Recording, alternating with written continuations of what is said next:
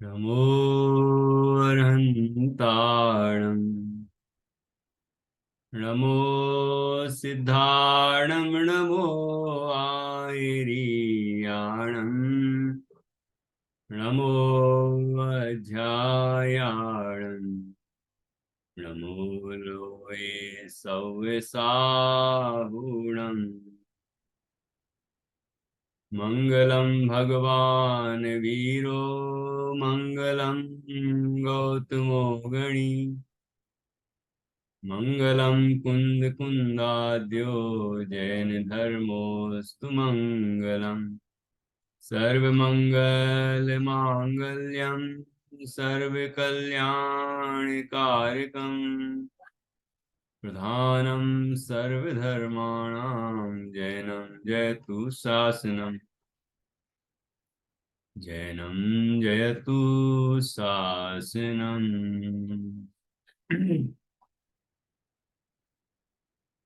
मंगलमय मंगल करण वीतराग विज्ञान नमो ताहि जाते भय अरहंतादिमां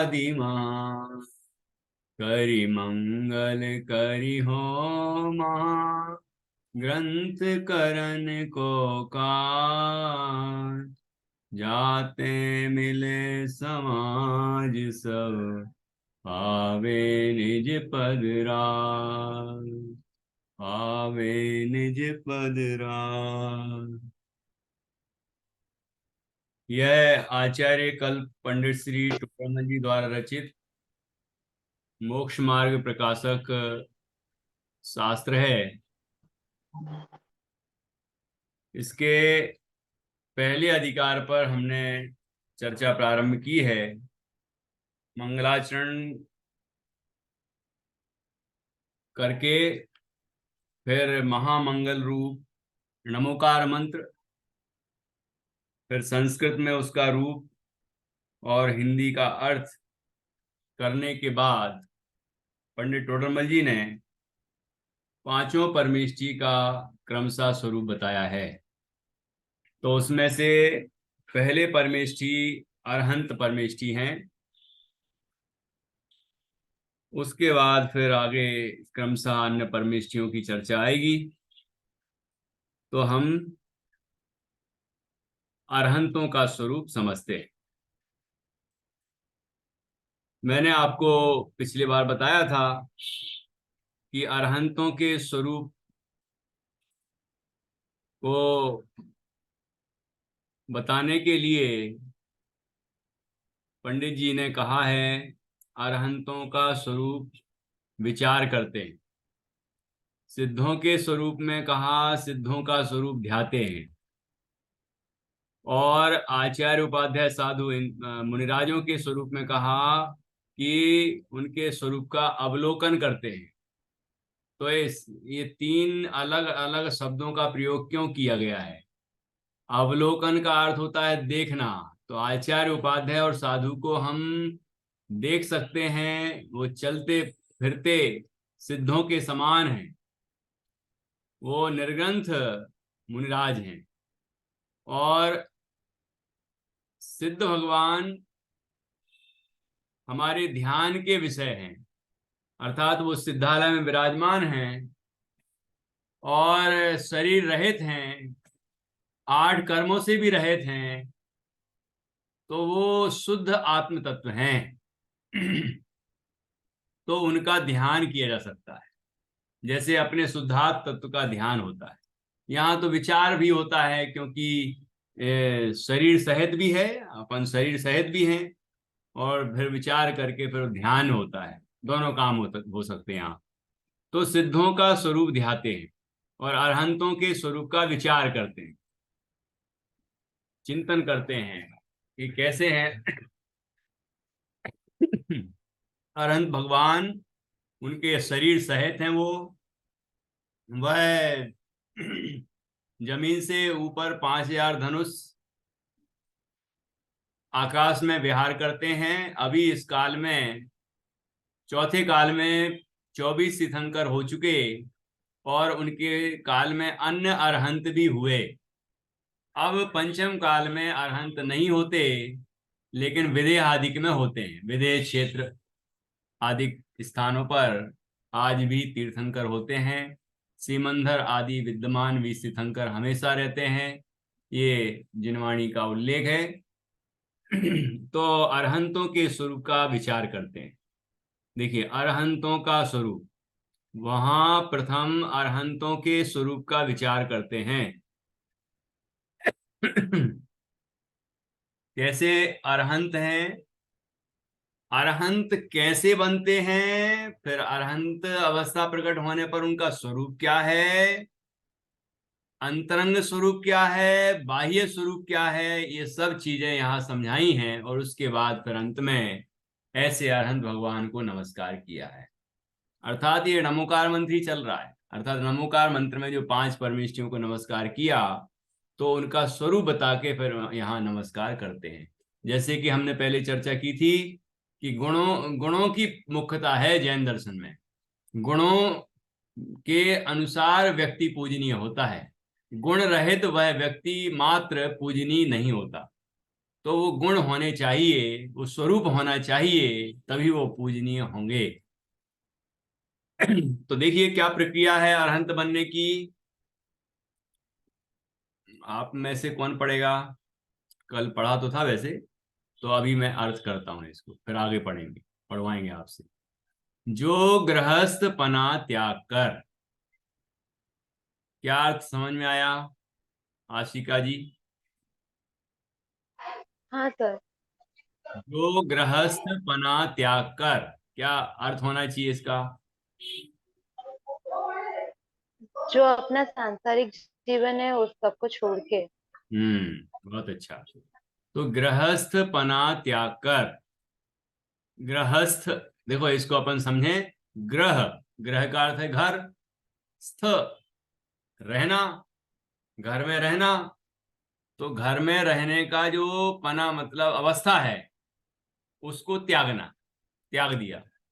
अर्थात सांसारिक समस्त जो संबंध हैं उनको छोड़ दिया, परिग्रह को छोड़ दिया। ठीक है ना? और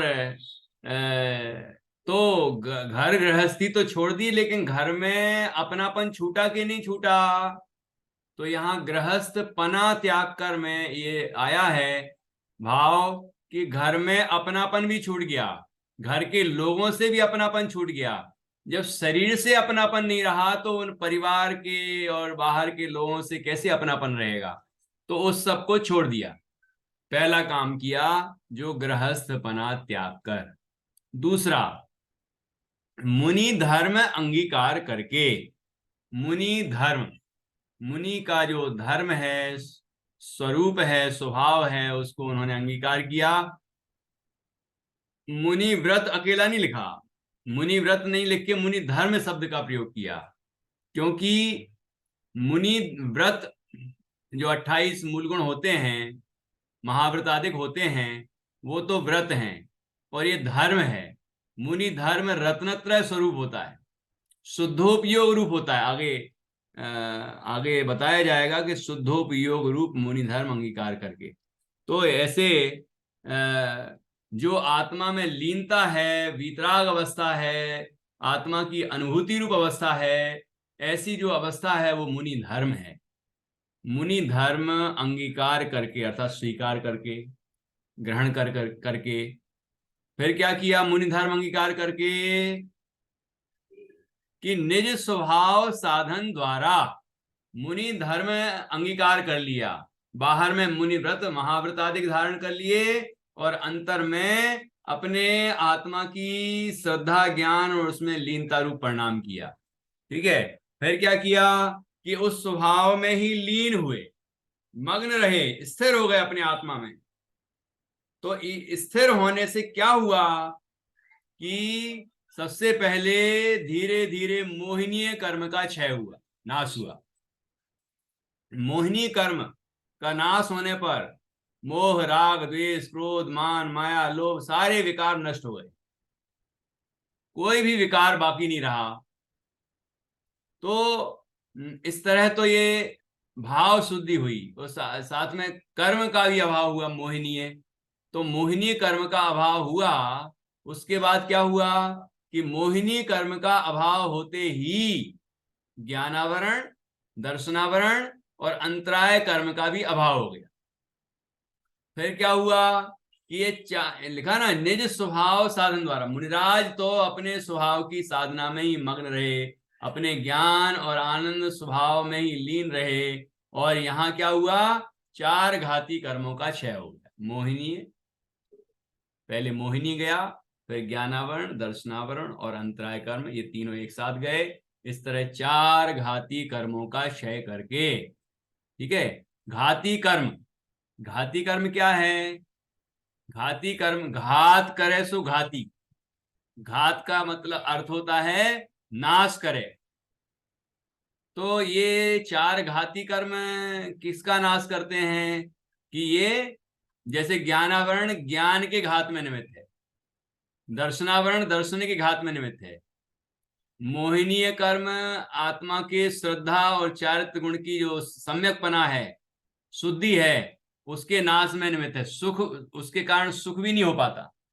और अंतराय कर्म आत्मा के वीर को का घात करने में निमित्त है। निमित्त है अर्थात ये कर्म है ना, कर्म पुद्गल है, पुद्गल परद्रव्य है, और एक द्रव्य दूसरे द्रव्य का कुछ करता नहीं है। लेकिन जब जीव में ये सब विकार होते हैं तो वो कर्म उसमें निमित्त होता है, सहायक कहा जाता है, कि कर्म के कारण हुआ, ऐसा कहा जाता है। लेकिन कर्म यदि जबरदस्ती जीवों को भ्रमाए या विकार कराए तो कोई संसार से मुक्त ही नहीं हो पाएगा। ये चर्चा दूसरे अधिकार में आने वाली है, ठीक है, वहां हम चर्चा करेंगे। तो चार घाती कर्म जो कि ज्ञान, दर्शन, सुख और वीर पर वीर को प्रकट नहीं होने दे रहे थे, या जीव ज्ञान, दर्शन, सुख, वीर को प्रकट नहीं कर रहा था, तो वो चार कर्म उसमें निमित्त बने। इस कारण से उन्हें चार घाती कर्म कहते हैं। अब चार घाती कर्मों का क्षय हो गया तो क्या क्या प्रकट हुआ कि अनंत चतुष्टय रूप विराजमान हुए। अनंत चतुष्टय प्रकट हुए। अनंत चतुष्टय, चतुष्टय का अर्थ क्या होता है? चार का समूह। तो कौन से चार चीजों का, चार गुणों का समूह? जो अनंत रूप हैं उन चार का समूह, तो उनको कहते हैं अनंत चतुष्टय। अनंत चतुष्टय रूप विराजमान हुए, जो विराजमान हो जाते हैं अरहंत अवस्था में, विराजमान हो जाते हैं, ठीक है। और कहाँ विराजमान रहते हैं? यहाँ इस लोक में ही विराजमान रहते हैं। 24 तीर्थंकर हुए, उनके साथ अनेक अनेक अरहंत हुए, तो कहाँ विराजमान होते थे? यही आकाश में।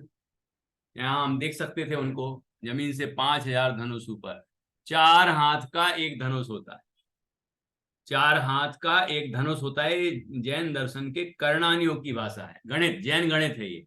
तो चार हाथ का एक धनुष, तो ऐसे 5000 धनुष ऊपर आसमान में, आकाश में भगवान अरहंत विराजमान रहते हैं, और वहाँ अरहंत अवस्था में रहते हैं। और जो तीर्थंकर अरहंत होते हैं उनके ऐसा योग होता है कि उनकी दिव्य ध्वनि खिरे, तो जमीन से ही उनके लिए इंद्रादिक समोषण की रचना करते हैं, और वो समोषण में विराजमान रहकर दिव्य ध्वनि के द्वारा धर्म का उपदेश देते हैं। तो ये चर्चा भी अभी आई है इसमें नीचे, देखिए। इस तरह विराजमान हुए वहां अनंत ज्ञान द्वारा। तो क्या क्या प्रकट हुआ? अभी बताया था, चार घाती कर्मों का क्षय हुआ, तो अनंत चतुष्टय प्रकट हुए। अनंत दर्शन, अनंत ज्ञान, अनंत सुख, अनंत वीर्य। देखो, तो अनंत ज्ञान द्वारा क्या किया जाता है? क्या करते हैं भगवान अरहंत अनंत ज्ञान के द्वारा? कि वहां उन अनंत चतुष्टय में अनंत ज्ञान द्वारा, तो अनंत ज्ञान के द्वारा क्या करते हैं? अपने अनंत गुण पर्याय सहित समस्त जीवादि द्रव्यों को युगपत विशेष पने से प्रत्यक्ष जानते हैं। क्या कहा? अनंत गुण पर्याय सहित। किसके? अपने, अर्थात वो अपने जो अरहंत बने हैं, जिनको अनंत ज्ञान प्रकट हुआ है, जिनको केवल ज्ञान प्रकट हुआ है, ठीक है, ज्ञान गुण का पूर्ण विकसित परिणमन वो अनंत ज्ञान है, उसको केवल ज्ञान कहते हैं हम। तो केवल ज्ञान के अंदर क्या होता है? केवल ज्ञान में कि आत्मा के स्वयं के, वो अरहंत आत्मा, उनके अपने अनंत गुण और उन अनंत गुणों की पर्यायें सब कुछ उनको ज्ञात होती हैं। और कब कब की पर्यायें? कि अनादिकाल से लेके अनंत काल तक की पर्यायें। अर्थात जैसे भगवान महावीर को अनंत ज्ञान प्रकट हुआ, केवल ज्ञान प्रकट हुआ, तो उनके खुद की पूर्व पर्यायें दिख रही थी कि नहीं दिख रही थी उनको? ये उन्हीं ने तो बताया कि वो उसके पहले 10वें भाव में शेर थे, उसके भी कई वर्ष भावों पहले वो त्रिपिष्ट नारायण थे, उसके भी और कई भाव पहले वो एक पुरूरवा भील थे, है ना। तो ये जो चर्चा है ये उस समय से चली आई, उस, है ना, आदिनाथ स्वामी के समय में वो मारीच थे, ठीक है ना। तो ये उनने अपनी ही पर्यायों को कैसे जाना कि केवल ज्ञान का ऐसा ही स्वरूप है कि वो अपनी अनंत भूतकाल की पर्यायें और आगे आने वाली सारी पर्यायों को जानते हैं। अब वो संसार अवस्था में तो रहेंगे नहीं, तो क्या जानेंगे वो? कि अपने को सिद्ध रूप में देख रहे हैं। अभी अरहंत है वो, अनंत ज्ञान हो गया उनको, तो सिद्ध रूप में विराजमान देख रहे हैं आगे आगे आने वाली पर्यायों में। और सिद्ध सिद्ध सिद्ध सिद्ध सिद्ध सिद्ध ही रहेंगे अनंत काल, तो उस रूप वो अपने को देख रहे हैं। तो ऐसे ये सिद्ध पर्याय हुई, और अपने आत्मा की और अनंत पर्यायें, ज्ञान की पर्यायें, भूतकाल की, वर्तमान की, भविष्य की, ऐसी दर्शन, सुख, वीर आदि सभी सभी गुणों की पर्यायों को वो एक साथ देखते हैं। तो अपने अनंत गुण, अपने अंदर अनंत गुण हैं, ज्ञान, दर्शन, सुख, वीर आदि अनंत गुण हैं, अस्तित्व, वस्तुत्व, द्रव्यत्व आदि अनंत सामान्य गुण, ठीक है। और चित दे जीवत्व शक्ति, चिति शक्ति, दृष्टि शक्ति आदि अनंत शक्तियां हैं आत्मा में, ठीक है। आपको धीरे धीरे ये ज्ञान और होगा, ऐसा आत्मा का अनंत वैभव है, वो आत्मा हम स्वयं है, ठीक है। तो वो अरहंत आत्मा उन सभी अनंत गुणों को एक साथ जानते हैं, उनकी अनंत पर्यायों को जानते हैं। एक समय में एक पर्याय एक गुण की, तो अनंत गुणों की कितनी पर्याय होंगी एक समय में? अनंत पर्याय। भूतकाल में हो गई अनंत, और आगे भी होंगी अनंत, उन सबको भी। तो यहां देखिए कितना बढ़िया लिखा है कि वहां अनंत ज्ञान द्वारा तो अपने अनंत गुण पर्याय सहित समस्त जीवादि द्रव्यों को, अब अपने को अपने साथ साथ और किस किस को जानते हैं? कि समस्त जीवादि द्रव्यों। समस्त जीवादि द्रव्य का क्या अर्थ हुआ? कि जीवादि द्रव्य क्या है पहले ये समझे। जीव, आपको 6 द्रव्यों के नाम तो मालूम होंगे ना? जिया, आशिका, 6 द्रव्यों के नाम तो मालूम होंगे। बताइए क्या हुआ? मुझे नहीं पता। है? नहीं पता? नहीं। कोई बात नहीं। तत्वार सूत्र में आप तत्वार सूत्र तो अभी नहीं पढ़ा होगा। तत्वार सूत्र का नहीं। भी आपको अभ्यास करना है ना। वो बहुत प्रसिद्ध ग्रंथ है, तो उसको, उसका स्वाध्याय भी करना है। तो उसमें भी ये सारी बातें आई हैं कि वो जीव आदि द्रव्य कौन कौन से हैं। तो जीव, उद्गल, धर्म, अधर्म, आकाश और काल, ये 6 द्रव्य हैं, ठीक है। तो जीव जैसे आत्मा, हम स्वयं जो जानता देखता है वो जीव है। और पुद्गल, ये जो जितने भी स्पर्श रस गंध वर्ण आदि रूप दिख रहा है ना, ये शरीर पुद्गल, वस्त्र पुद्गल, ये जितने सामान है, मोबाइल है, लैपटॉप है, ये मकान है ना, ये धन संपदा है, सब पुद्गल है, ठीक है। ऐसे धर्म द्रव्य, अधर्म द्रव्य, आकाश द्रव्य और काल द्रव्य, ऐसे 4 और द्रव्य। तो ऐसे 6 द्रव्य होते हैं जाति अपेक्षा, मतलब उनके स्वरूप की अपेक्षा। और उनकी संख्या कितनी है? जीव है अनंत, पुद्गल हैं अनंतानंत, धर्म द्रव्य एक, अधर्म द्रव्य एक, आकाश द्रव्य एक, और काल द्रव्य लोक प्रमाण असंख्या। तो टोटल सब मिला के कितने हो गए? अनंतानंत द्रव्य हैं विश्व में। तो वो सभी द्रव्यों को, समस्त जीवादि द्रव्यों को, उनके भी त्रिकालवर्ती परिणामों सहित, भूतकाल में, वर्तमान में, भविष्य में जैसे भी परिणाम हैं, पर्याय हैं, अवस्थाएं हैं, दशाएं हैं, सब कुछ वो अच्छी तरह से एक साथ जानते हैं। ऐसे नहीं जानते कि ऐसा होगा, ऐसा दिखता है उनको कि ये हो रहा है। जब नेमिनाथ स्वामी को 12 वर्ष बाद द्वारिका जलती हुई दिखी, तो उन्होंने तो ये कहा कि 12 वर्ष बाद द्वारिका जलेगी, लेकिन दिख कैसे रही उनको? जैसे जल रही हो। 12 वर्ष बाद किस तरह जल रही है, क्या हो रहा है, वो सब उनको ज्ञान में प्रत्यक्ष हो रहा है एक साथ। ठीक है ना? तो इस तरह से अनंत ज्ञान द्वारा सभी समस्त द्रव्यों को युगपद विशेष पने से, अर्थात उनके विशेष पर्यायों के साथ स्पष्ट रूप से प्रत्यक्ष जानते हैं। आशिका। छह द्रव्य कौन से है? जीव, भूतकाल, ब्रह्म द्रव्य, अधर्म द्रव्य, फिर क्या बोला आपने? हाँ, जीव, उद्गल, धर्म, अधर्म, आकाश, काल। यहाँ धर्म का अर्थ धर्म, ये मुनि धर्म जैसे लिखा है, वस्तु का स्वभाव धर्म है, वो नहीं।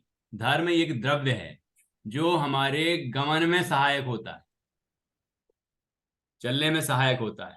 अधर्म द्रव्य ठहरने में सहायक होता है। आकाश द्रव्य हमें स्थान देता है। ठीक है। काल द्रव्य हमारे परिणमन में, परिवर्तन, जो पर्याय नई नई नई नई नई बदलती हैं, प्रति समय नए नए परिणाम होते हैं, है ना, तो उसमें सहायक होता है। तो इस तरह से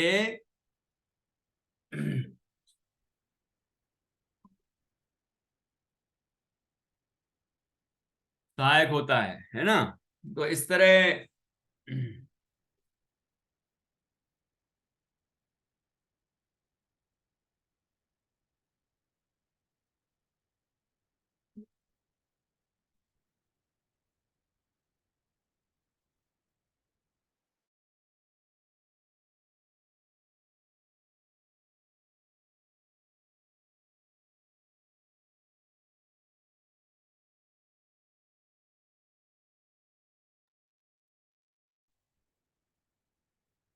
ठीक है।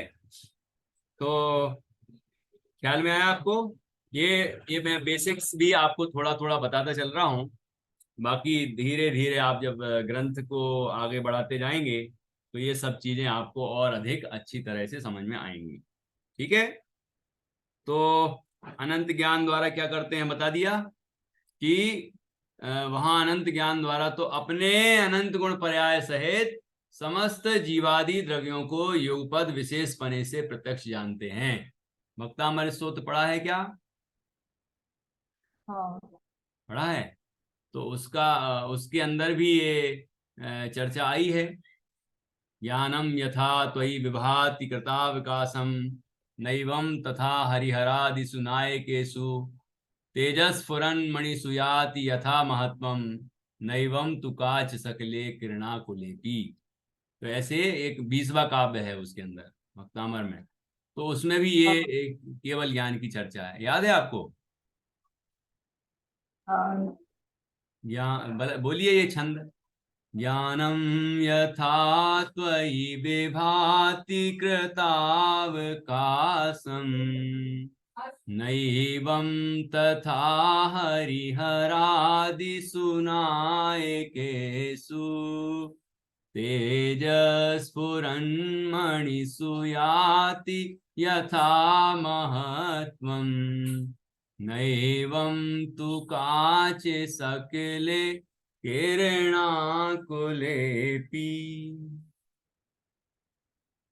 याद है? हाँ हाँ, आता है मुझे पूरा। बढ़िया बढ़िया। तो अर्थ सहित आता है क्या? नहीं। अर्थ भी सीखना है। हमने पहले ये सब पढ़ाया हुआ है और अपने YouTube चैनल पर सब कुछ प्लेलिस्ट के हिसाब से डला हुआ है। भक्तामर पढ़ना है कि तत्वार सूत्र पढ़ना है ना, और भी ग्रंथों के बारे में सब अलग अलग रिकॉर्डिंग है, जैसे अभी अभी इसकी भी कर रहे हैं। तो आप भी चाहें थोड़ा और समय निकाल के और दूसरे ग्रंथों का भी अभ्यास कर सकते हैं। लघु जैन सिद्धांत प्रवेशिका है, जिसके अंदर 6 द्रव्य, 7 तत्व, 9 पदार्थ ये क्या होते हैं, इनकी क्या डेफिनेशंस हैं, वो भी समझाया है। तो ये ऐसे 6 ढाला है, ऐसे और भी ग्रंथ हैं जो आपको बेसिक्स के लिए सीखना चाहिए। चलिए, तो अभी अपन यहाँ आगे पढ़ रहे हैं। अनंत अनंत दर्शन द्वारा, देखो पहले हो गया वहां अनंत ज्ञान द्वारा, तो अपने अनंत गुण पर्याय सहित समस्त जीवादि द्रव्यों को युगपत अर्थात एक साथ, विशेष पने से अर्थात भेद सहित, बिल्कुल स्पष्ट रूप से प्रत्यक्ष जानते हैं, अर्थात इसमें किसी इंद्रिय और मन की आवश्यकता नहीं होती। वो ज्ञान सारे लोकालोक को अपने अनंत गुण पर्यायों सहित एक साथ देख लेता है, जान लेता है। और अनंत दर्शन द्वारा उनका सामान्य अवलोकन करते हैं। जिसका यहाँ पर ज्ञान बताया है, उन सभी का उसी समय सामान्य अवलोकन अनंत दर्शन के द्वारा होता है। ये हमारे गुण हैं, हमारे अंदर है ये शक्तियां, ठीक है। तो अनंत गुण अनंत दर्शन द्वारा उनका सामान्य अवलोकन, सामान्य अवलोकन का अर्थ है कि सत्ता मात्र का प्रतिभास। क्या होता है ये? जैसे अपन अपनी बात करें तो कहीं किसी कमरे में गए हम, या किसी आंगन में गए, किसी रोड पर गए, बाजार में गए, तो पहले हम जैसे ही सब चीजों देखते हैं तो सब चीजों का एक साथ अवलोकन होता है, मतलब ये चीजें हैं यहाँ, है ना। फिर कौन सी चीज है, फिर हम देखते हैं कि अच्छा ये कपड़े हैं, ये बर्तन हैं, ये है ना, ये गाड़ियां रखी हैं, ये अमुक चीज है, ये अमुक चीज है, ऐसे हम ऐसा विशेष विशेष विशेष करते हैं।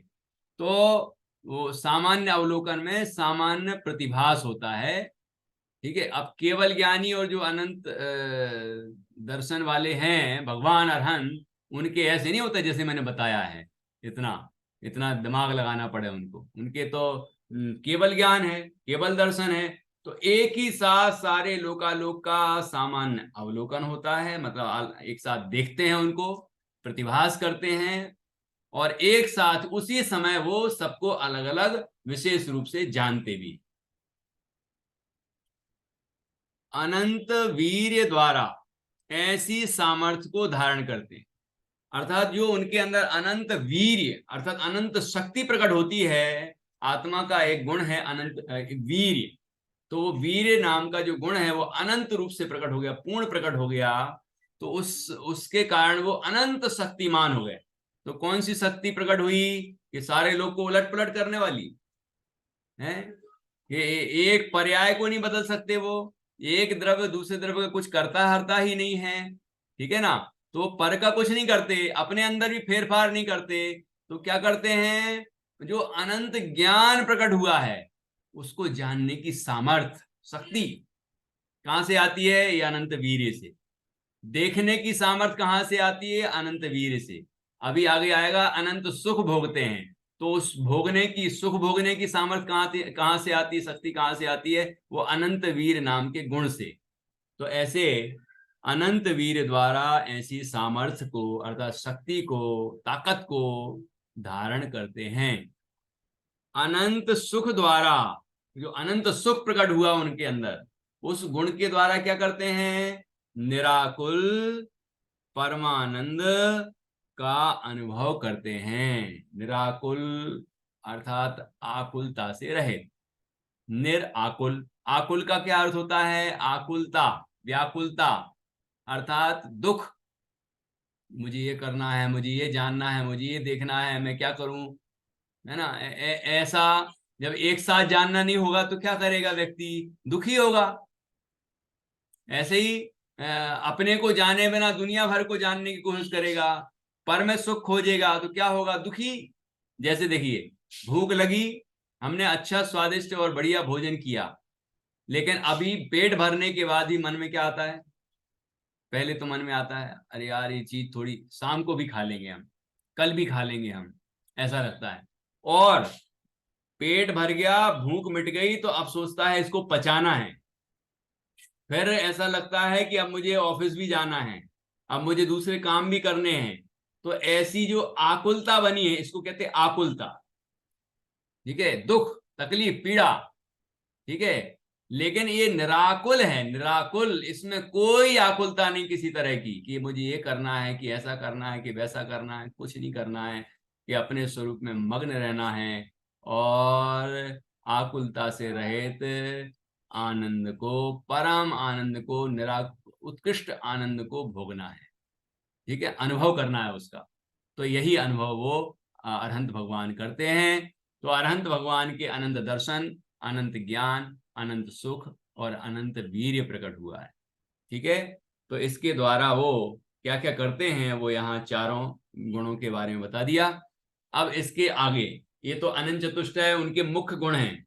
ये सभी अरहंतों में होते हैं, चाहे वो तीर्थंकर हो या सामान्य अरहंत हो, सभी अरहंतों के चार गुण तो होते ही हैं।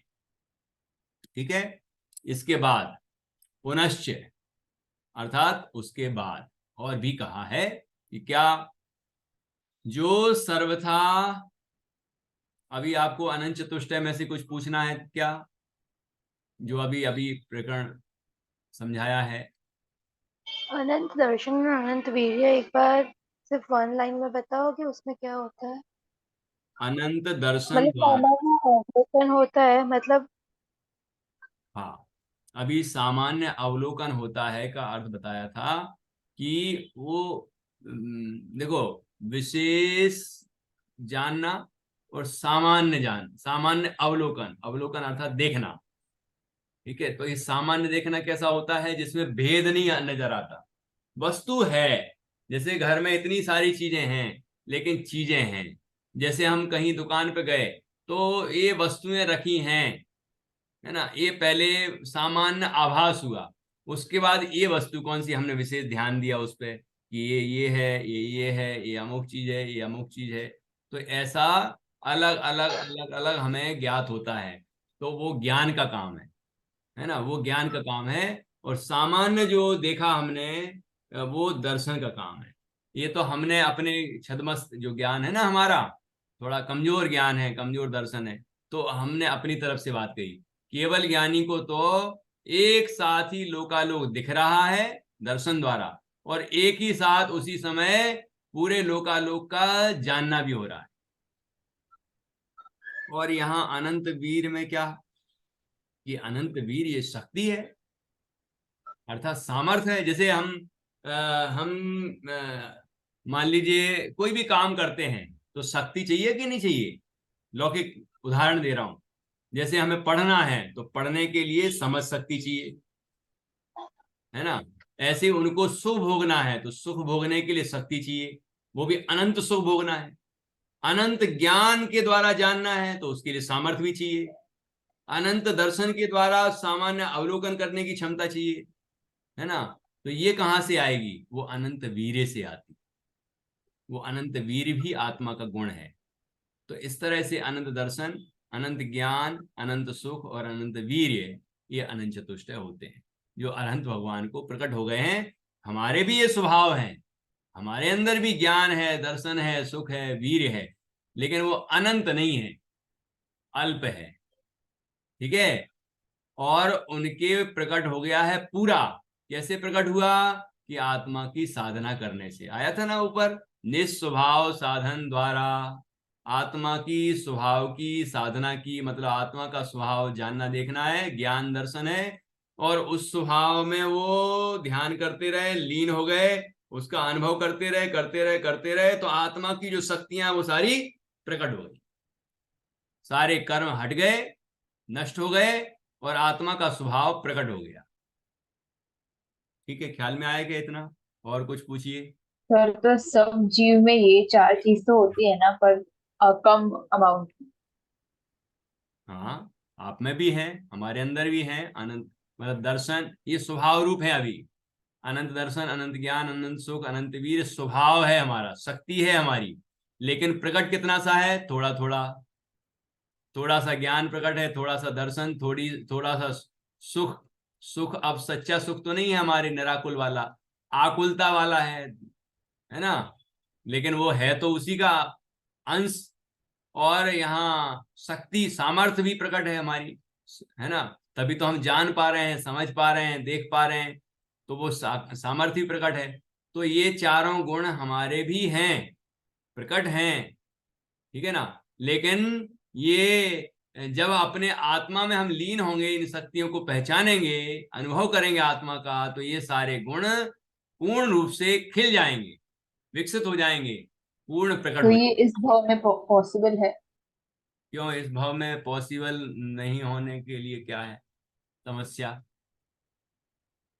बिकॉज अभी के टाइम में इंसान में इतनी क्षमता नहीं है, इसीलिए।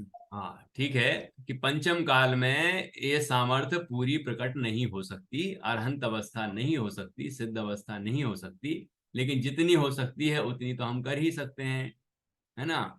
तो उतनी प्रकट करें, अपने स्वभाव का हम अनुभव तो कर ही सकते हैं, कि वो अनंत चतुष्टय रूप जो स्वभाव है हमारा, सामर्थ्य है हमारी, उसका अनुभव तो हम कर सकते हैं।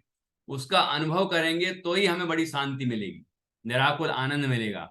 अब वो जब हम ऐसी साधना करते रहेंगे, तो आगामी जन्मों में वो साधना पूर्ण भी हो जाएगी, और एक दिन हम भी भगवान बन जाएंगे। तो इसकी शुरुआत तो पर अभी से करना। हाँ। अभी किसी की आत्मा अगर सिद्ध आत्मा है फ्यूचर में, हम्म। और तो उसको ये सब नहीं होगा, बिकॉज ये सब तो सिर्फ तीर्थंकर को ही पॉसिबल है ना। नहीं, क्यों, हमें क्यों नहीं हो सकता ये? हम्म।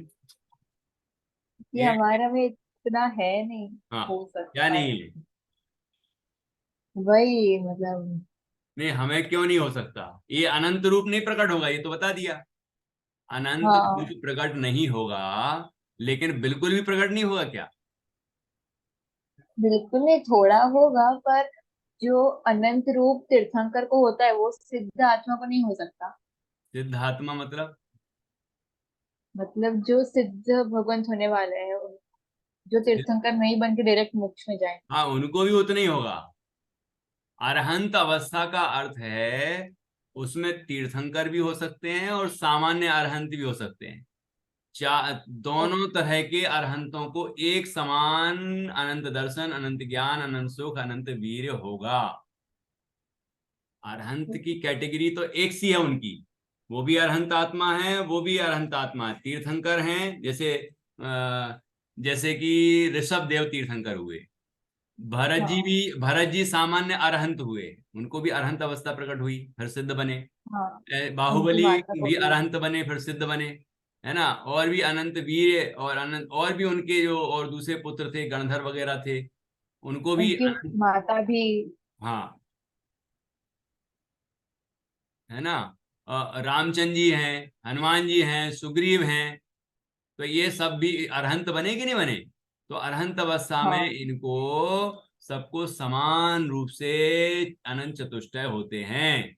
ऐसा नहीं है कि तीर्थंकर के अलग तरह के अनंत चतुष्टय होंगे और सामान्य अरहंतों को अलग तरह के अनंत चतुष्टय होंगे। सामान्य अरहंत का अर्थ क्या, कि जो तीर्थंकर अरहंत नहीं है वो सामान्य अरहंत, बस इतना ठीक है। अंतर है। तो तीर्थंकर के दिव्य ध्वनि खिरती है, इन चार जो अरहंत हैं बाकी, उनके दिव्य ध्वनि नहीं खिरती, लेकिन अनंत चतुष्टय तो एक सा होगा। वो ओके, स्वभाव, ठीक है। है ना, वो स्वभाव तो जो प्रकट हुआ है वो तो सबका एक से ही प्रकट होगा, नहीं तो फिर सिद्धों सिद्धों में भी अंतर हो जाएगा, तो कोई